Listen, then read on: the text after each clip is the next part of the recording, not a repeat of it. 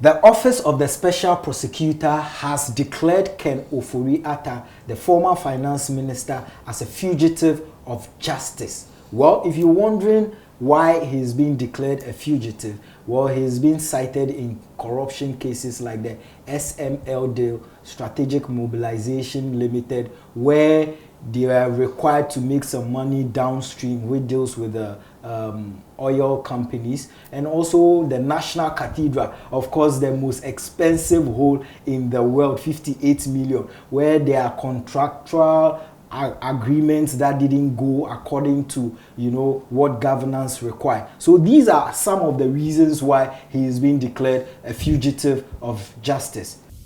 And this is our response to Mr. Ofori-Atta directly, but through you, the media.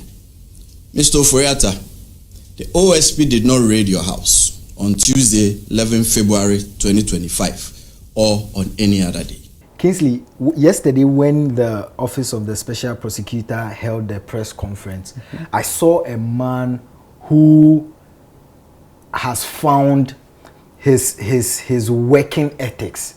I saw a man who is ready to follow up on corruption. I saw a man who you can finally tell that, okay, I have arrived to do my job. And for me, I am so excited about that demeanor and look, because we are in a country where we have politicians who can be very smart and tricky when it comes to corruption and stealing. And so we need someone who would show, who would give that Rambo vibe that yes, we are coming in for you hard. And this should even in effect deter others from corruption related cases and thievery. So, I don't think so. So I saw a different OSP. I saw a man who was being more emotional than logical, if you ask me. From what I watched, he was being emotional than logical. See, if I did communications as a program in school, right? Okay. And the tone, the way he's speaking, it's like somebody has hurt him and it's time for him to but revenge or something. I don't know. Wouldn't it, you don't see passion in that? You don't see a man who is passionate about his work, but rather someone who is on the... He's a celebrity.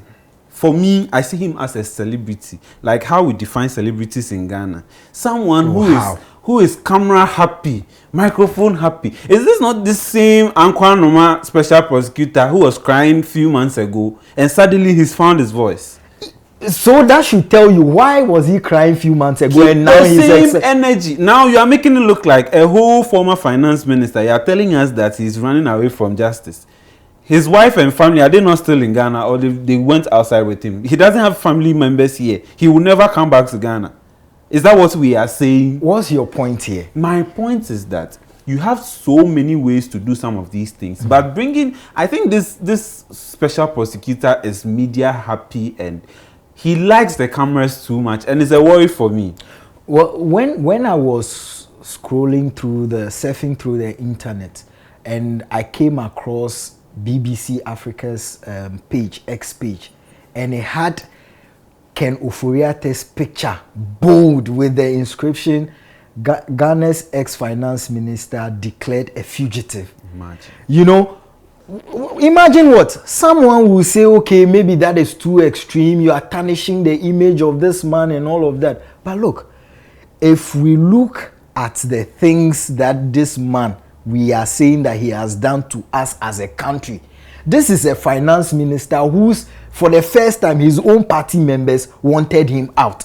So yes, maybe they will say it was too extreme, there were excesses by declaring him fugitive and all. But if you have a man who has sent letter to you during your investigation, and in the letter he indicates how he is going to leave and not come back indefinitely, then it falls within the realms of fugitive, because you are scheming and planning not to return and run away from justice. So then you become a fugitive. So that issue of public shame, and when you were doing all the things that weren't right, didn't you know there is a day of accountability? So let's not go there that declaring him fugitive is too much. See, it is not.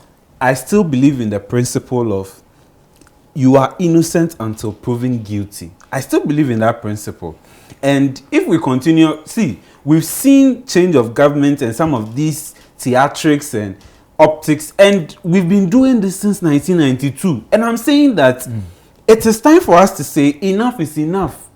If you have evidence that someone has done wrong, the publishing of the person's image and trying to create a press conference and make it look as if the person is some demon, I think we should go past that.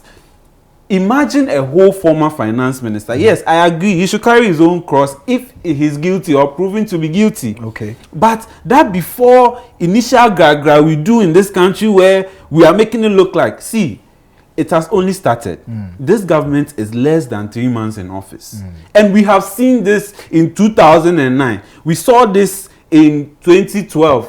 We saw this in 2017. We are saying that some of these things, so after everything and this man is proven innocent, that story someone in South Africa has seen of the former president, former minister being declared as a fugitive, will that erase from that person's mind? Well, it will stick, but again, why would you even allow the OSP to even get there, hold a presser to declare you a fugitive? Because I don't think if he and his lawyers, I don't know the lawyers representing him, but if he and his lawyers were really collaborating with the OSP, I don't think the OSP, of course, he would appeal to common sense. As for collaboration, will come out and say that you are a fugitive. No, if you were collaborating, right? If you have a problem with a wedding or the word indefinitely, there are better ways. Because I'm saying that this man has built wealth in this country.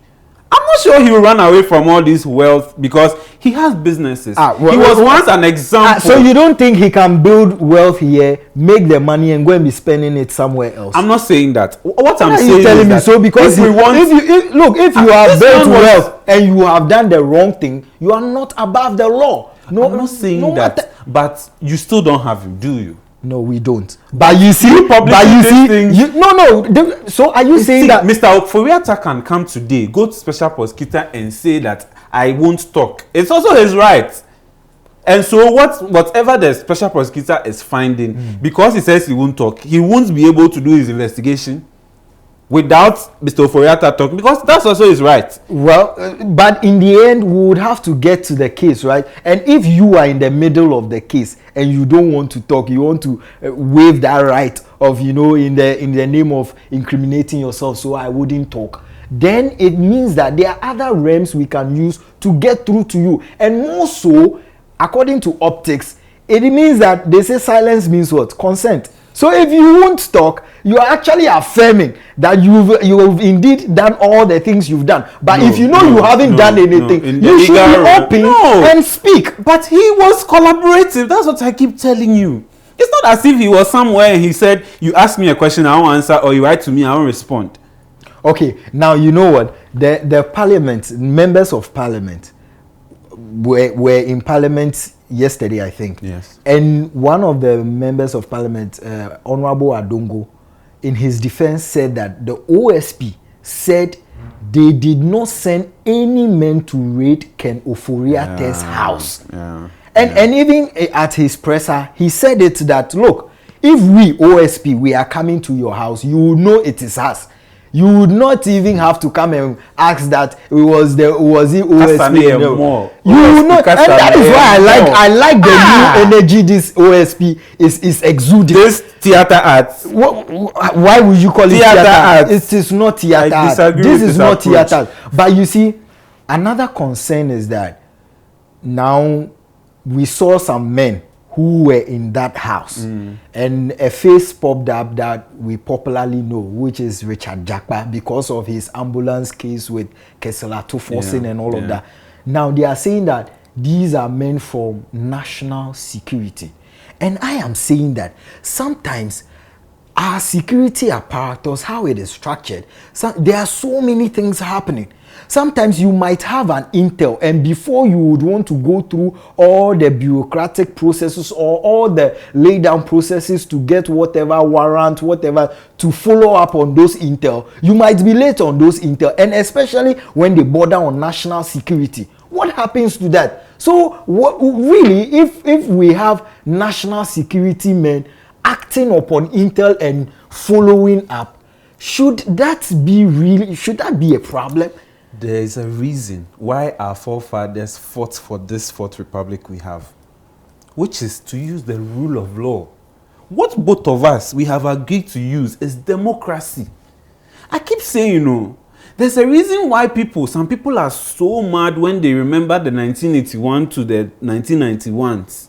They are so mad because there was no rule of law. It was autocratic.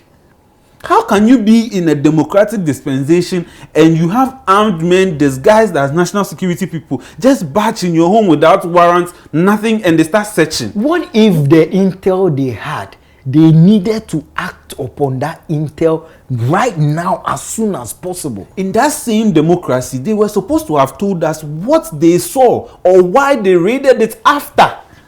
If you had human being killed in his cupboard and you found it, would you just keep it because you work in the national security? Again, why would somebody... See, this government is less than 3 months in office.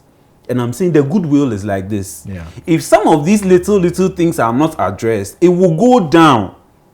Don't think that because Ghanaians voted for you, you are all in almighty. No. There's a reason why some of these internal things we need police people to do. Why do you need soldiers to go and search a civilian's house? Exactly, that's a good question. But maybe what if we don't know the kind of intel they have? And I'm telling you that there's no intel under this sun. The police service is trained to do everything internal. We are abusing the use of military people in this country too much. You have a military person following electoral commissioner. Oh, that one, you have a military person following a minister. I don't agree with military men being bodyguards of, CEOs. And there's a reason why they call them armed forces. Yes. Ghana Police was once called Ghana Police Force. And they said, no, it's service because they deal with civilians. Right. Is it because we are not fighting any war, so our military people are sitting idle and every little thing we call on them to come and do it? Are they that jobless or redundant? But you see, the military is there. And on top of it, you brought Jakpa that we all know he was standing trial. Jakpa. But negotiating with the former attorney general, and you bring such faces. We didn't learn anything from the Ayawaso West Wogon thing where we had faceless people beating MPs, beating civilians, and you bring Jakpa, who in court they were arguing that he was sacked from the military and whatever. He shouldn't be seen at the forefront. Let's not go into that. No, that would be very unfair to of some of these. It's on record. It's on record that they were arguing about that. He said he wasn't. The attorney general said he was. Whether he was or not, I am saying that this guy is standing trial. Already, you've dismissed his case. People are angry. And he is at the forefront of raiding somebody's house. You, when they were persecuting you, you said they were witch hunting you. Today, you led an armed army people in the name of national security. When was he appointed that we were not informed? Oh, Jakpa has been on Mahame's His Excellency John Mahame's. No, when was he appointed national security person without notice? It's not everyone that is in the national security that will come and tell you that somebody like Jakpa. Maybe the position he holds doesn't even require that he's being known to be a national security person. But now we know what happens. So that one we can go into it. They should take cautiously because goodwill is hard to come by. If some of these small, little things are not addressed, I am telling you, he's gotten it right, which is the president, for a long time. But if just in 2 months we have a cause to criticize your government, then we have a long way to go then. All right, so what do you make of this conversation? Let us know your thoughts in the comment section. And whilst you're doing that, don't forget to recommend this video to a brother, a friend, a sister. And we hope you enjoyed this episode of Sauce and Pepper. Till we come your way next time, be a great citizen. We out.